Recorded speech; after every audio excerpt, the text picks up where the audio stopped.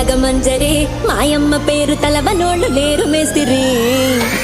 కళాకారుల ఫ్యామిలీ మరి నే గజ్జ గడితే నిద్రపోదు నిండు రాత్రి స్వప్న సుందరి నీ మరత చూపు మాత వేల బంధ పంది రచ్చరాజు పంది ఊపిరి నీ వంట కొద్ది గుంటలోన డీరి విరిగిరి సూర్యుల నడుములోన తూకాబెట్టి